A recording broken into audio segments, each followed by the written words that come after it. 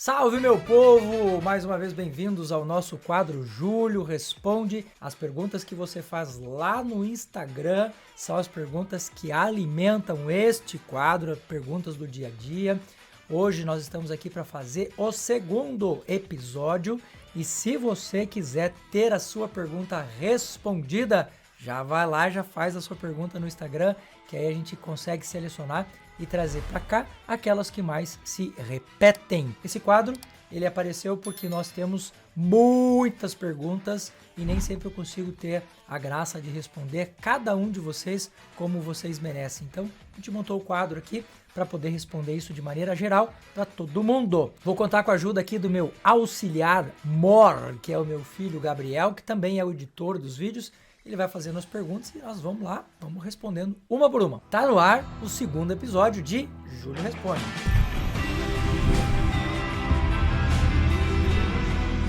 Então vamos lá, primeira pergunta, a Eliane falou o seguinte: olá, tudo bem? Algum alimento natural que ajuda a parar, a diminuir a queda de cabelos? Sim, boa pergunta. Alimentação para queda de cabelo. Nosso corpo é muito inteligente. Quando está faltando alguma coisa para a essência, para as funções mais importantes, nós tendemos a trazer isto das extremidades, ou seja, as áreas do nosso corpo que não estão sendo tão úteis assim, né, para a sobrevivência, a gente vai tirando. Então, quando a gente tem queda de cabelo, sempre é importante observar o equilíbrio dos minerais e vitaminas no nosso corpo. Existem sim outras causas para queda de cabelo, problema autoimune e tudo mais, mas a grande maioria que está ligada ao processo da alimentação é porque está numa desregulação. Qual é o grupo de substâncias que a gente mais tem que cuidar? Nós temos que cuidar com as vitaminas, principalmente as do complexo B, vitamina C, vitamina D e ferro. Essas a gente tem que cuidar bastante. E tudo isso a gente encontra em frutas, verduras e na carne. Então a gente tem que dar uma pegada mais forte aí na alimentação em relação a isso. Aproveitando o gancho, professor, a Niatelli perguntou assim: quais são os melhores alimentos para melhorar a aparência da pele? Ótimo. A pele, na verdade, a alimentação ajuda bastante, mas a gente tem que ter outros cuidados com a pele, que é, por exemplo, a exposição excessiva desta pele à água quente. Nosso maior inimigo de pele é a água quente. O nosso segundo maior inimigo de pele é sabonete de qualidade ruim. Eu, por exemplo, não uso sabonete, a não ser para lavar, como diz a minha filha, as partes fedorentas, né? Axila, a virilha e os pés, mas a pele não precisa de sabonete. Você esfregar excessivamente essa pele também pode trazer alguns prejuízos. E na alimentação, o azeite, o óleo de gergelim é maravilhoso para isto. O consumo do óleo de semente de uva é maravilhoso para isto. Nós temos o óleo de cártamo, que é muito bom, e o óleo de abacate. Todos eles, uma colherzinha por cima lá da sua alimentação, do seu almoço, da sua janta, já são mais do que suficientes. E eu indico pegar pelo menos uns 10 minutos de sol todos os dias, sem nada de protetor solar, porque aí a gente vai formando a proteção natural da pele e ela vai num processo de regeneração sozinha, ela vai se restaurando, tá? Tirou as condições de agressão, melhorou a alimentação, fez exposição solar, tende a ter uma pele mais lisinha. E eu posso falar isso porque, 43 anos, sem botox, sem nada, e a minha pele é lisinha, sem manchas. Doutor, próxima pergunta. A Paula perguntou o seguinte: doutor, sofro com labirintite. Tem um fitoterápico que possa me ajudar? Então, a labirintite é um processo inflamatório causado por muita coisa, né? Existem muitas causas que levam a isso. Mas só da gente entender que se trata de um processo inflamatório, tudo aquilo que a gente usa na alimentação que é anti-inflamatório já vai ajudar bastante a pessoa a diminuir isso. A labirintite não tem um tratamento assim tão rápido. Por quê? Porque a labirintite, a área do ouvido que está com labirintite, geralmente tem uma irrigação de sangue um pouco menor, que é o que acontece quando a gente tem problema com articulação, com nervo, né? Então, é interessante a gente pensar nisso sempre a longo prazo, no tratamento a longo prazo. O que é interessante a gente utilizar? O alecrim é maravilhoso para isso. Nós temos o poejo, que é fantástico para isso. Se você tiver na sua casa o guaco, ele é muito bom para isso. E o rei de todos, aquele que está no topo da pirâmide.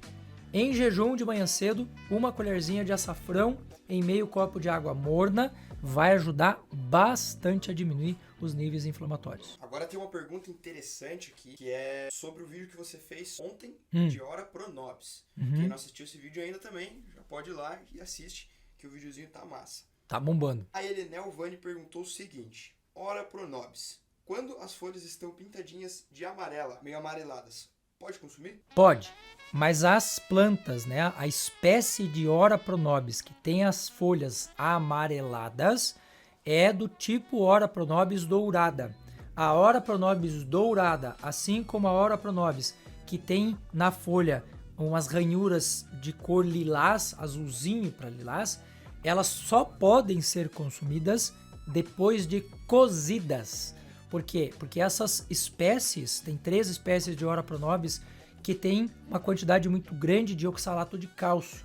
E quando a gente consome isso com frequência, a gente pode formar alguns cálculos, principalmente cálculos renais, a famosa pedra no rim. E a pedra no rim dói demais da conta.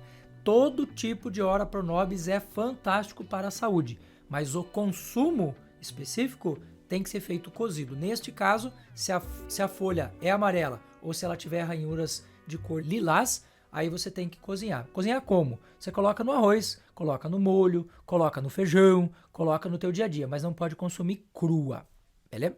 Um outro assunto que tá bombando aqui é sobre cúrcuma.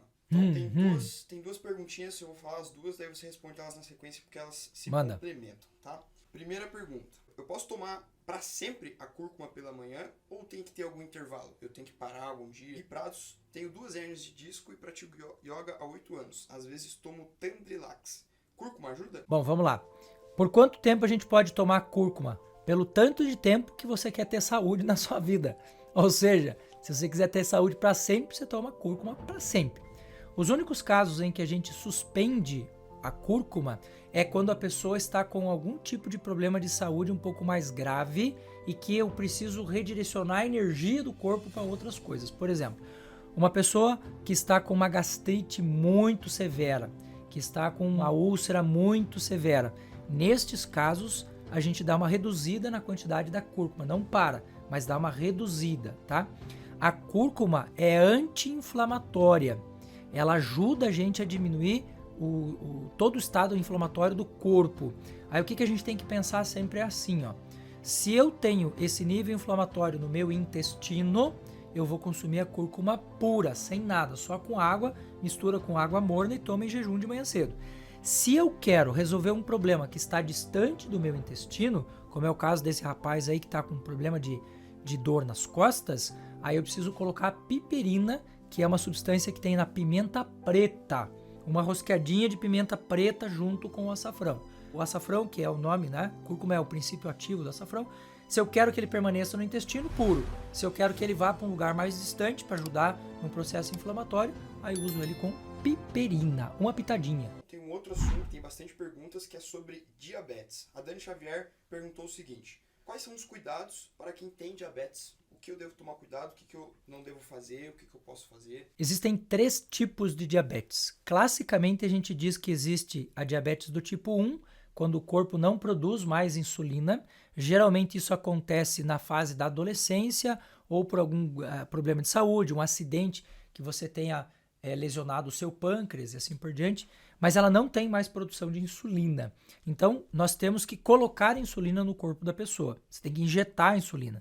Hoje já existem técnicas no mundo que utilizam probióticos, bichinhos vivos, que você consome na tua alimentação e eles ajudam na produção endógena, ou seja, na produção do corpo mesmo, né, de insulina. Não resolve 100% do problema, mas ajuda muito. Bom, a insulina, ela tem uma função bem simples. Ela ajuda você a pegar a glicose que está circulante aqui no meu sangue e colocar ela para dentro da célula. Quando não tem insulina, eu não tenho esse movimento. Aí o que acontece? A pessoa engorda, porque a gente vai estocar essa glicose. A glicose em excesso, ela é ruim porque ela mata as nossas células e você pode ter uma baixa de energia muito grande. Por exemplo, a pessoa que está com diabetes tem muito essa variação, né, durante o dia de energia. Esse é diabetes do tipo 1. Diabetes do tipo 2 é aquela em que o corpo tem dificuldades de produzir a insulina ou produz a insulina na quantidade suficiente, mas o teu corpo já está resistente. Aí o que a gente precisa fazer? Diminuir nível inflamatório. Então a pessoa que está acima do peso, a pessoa que está inflamada demais, a alimentação que tem, por exemplo, frutas, que são frutas aquosas, como a melancia, como o melão, são frutas que a gente tem uma rápida absorção do açúcar, que tem que ser cuidado. E existe a diabetes do tipo 3. A diabetes do tipo 3 é uma diabetes que tem resistência insulínica no cérebro, que é o que a gente chama hoje de Alzheimer. Ainda está muito em discussão esse tema, se vai chamar ou não vai e tal, mas eu já considero ela como uma diabetes do tipo 3, porque quimicamente é uma resistência insulínica que está acontecendo lá no cérebro. Aí o cérebro não funciona direito. Uma das causas do Alzheimer é essa resistência insulínica, tá? O que é muito importante? Atividade física, água ao longo do dia, não comer nada de carboidrato com o estômago vazio, sempre acompanhado de uma proteína, e o uso de óleos, de gorduras naturais de boa qualidade, como o ômega 3 é excelente para isso, como os azeites, azeite de oliva, azeite de dendê, os óleos que nós temos aí hoje, que são ótimos, né? Semente de uva e assim por diante, na alimentação. E evitar carboidratos refinados tanto quanto possível. Última pergunta para finalizar. O personal Jonas perguntou o seguinte: professor, assisti o vídeo que você fez sobre o seu filho, e ele é fisiculturista, e qual a sua opinião sobre hormônios e esteroides? Muito boa essa pergunta. Excelente essa pergunta. Hoje, a gente já sabe que o uso de hormônios e esteroides, eles têm um papel muito importante nessa coisa da construção muscular. Porém, contudo, entretanto, todavia, eu, particularmente, só indico para as pessoas fazerem quando elas já atingiram o seu potencial máximo de desenvolvimento muscular. Porque qual que é o grande problema? Quando você faz o uso de um hormônio, quando o seu corpo tem a capacidade de produzi-lo, o corpo começa a ficar preguiçoso. E a gente vai ter situações, por exemplo, como a diminuição do tamanho das gônadas, né? Dos meninos, né? Os testículos começam a encolher literalmente. Por quê? Porque você está usando uma carga de um negócio que o teu corpo precisava estar produzindo. Agora, quando você chegou no teu potencial máximo, você não tem mais, o teu corpo não tem como produzir mais aquilo, e a tua carga ainda é maior, no caso dos fisiculturistas, a gente vai utilizar o hormônio, porque daí você vai compensar uma coisa que o teu corpo não está mais produzindo, ele não tem a capacidade de produzir daquela forma. Ou, por exemplo, um outro tipo de hormônio, né? Quando você não consegue produzir e repor na velocidade que você precisa, aí a gente faz todo o processo de indicação do uso de hormônios e esteroides. No caso do Gabriel, meu filho, não usa nada, zero, 100% natural. Por quê? Porque eu fiz com ele também, a gente fez um combinado, né? Filhão, até você atingir o teu potencial máximo e você trabalhar tudo que você tem para trabalhar, zero utilização de hormônios. Apenas o uso de alguns suplementos alimentares e comida. Comida, de verdade. É isso que a gente tem que pensar sempre, beleza? E fechamos aqui mais um quadro Júlio Responde. Se você quiser ter a sua pergunta respondida, você pode comentar aqui no vídeo também. A gente pega algumas perguntas que são feitas aqui, né? E quando abrir caixinha de perguntas lá no meu Instagram, já aproveita, taca o dedo, faz a sua pergunta e a gente traz para cá para poder responder. Eu também tenho outras redes sociais, vou deixar aqui na descrição do vídeo e gostaria de convidar você a fazer a nossa mentoria de saúde em 360 graus, uma mentoria que tem como objetivo ajudar você a pensar a sua saúde, a pensar o seu dia a dia e ajudar você no protagonismo, na construção da sua própria saúde. Gratidão pela oportunidade, até o nosso próximo vídeo.